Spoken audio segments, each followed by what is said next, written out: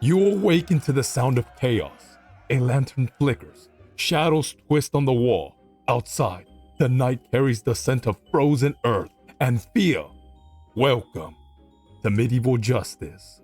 No fingerprints, no DNA, no detectives in polished uniforms. Just suspicion, rumors, and the heavy weight of a crime that might never be solved. Because in the Middle Ages, justice didn't seek the truth. It hunted a culprit. The first responders. Forget police departments, forget emergency numbers.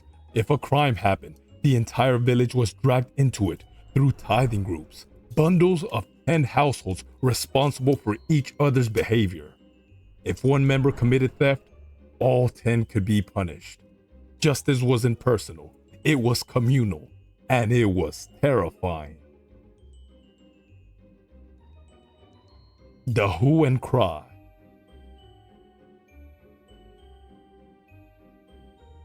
If a crime occurred, you didn't investigate, you shouted. The hue and cry law required every villager to drop everything and chase the suspect. Failed to join the pursuit, you were fined or labeled complicit. Imagine it, dozens of villagers sprinting through the night, torches blazing, dogs barking, hoping the criminal slipped in mud or froze under the moon. It wasn't forensic, it was frenzy. Yet despite this chaos, some symbols brought order. Badges, seals, marks worn by those sworn to uphold the king's peace. Symbols like the Imperial War Eagle, a crest carved in iron and authority. Raise your spirit with the Armor Kingdom Imperial War Eagle necklace, a striking emblem of vigilance, carved with medieval patterns and wings spread in sovereign might. Heavy, detailed, unyielding. Each order includes the king's royal letter and a crown key to the kingdom. Your mark of honor in these lawless lands. Wear it proudly, and let us return back to justice. Trial by ordeal.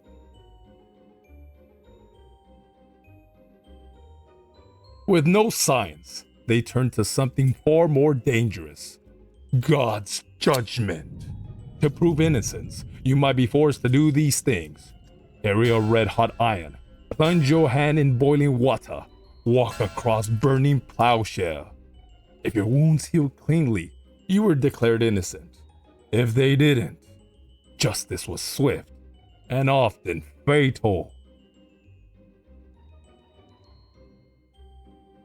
The silent investigation.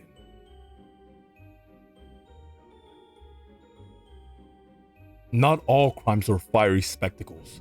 Sheriffs and bailiffs use simple investigation methods, tracking footprint, questioning tavern hosts, examining broken locks, asking midwives or blacksmiths for insight. Primitive, yes, but surprisingly effective. A bent door hinge could convict a thief. A muddy boot print could doom a man.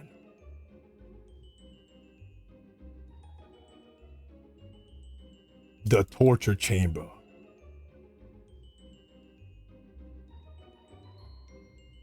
Not everyone used torture, but where it existed, it was brutal. The rack, the strappado, the boot. Interrogation wasn't often about finding the truth.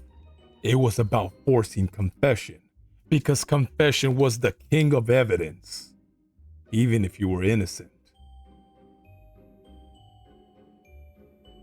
The courts of the people.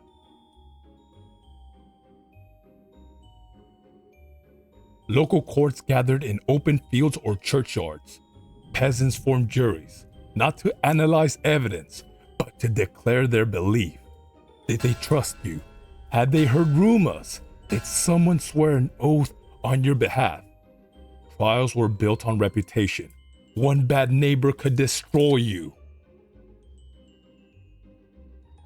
The Lord's justice.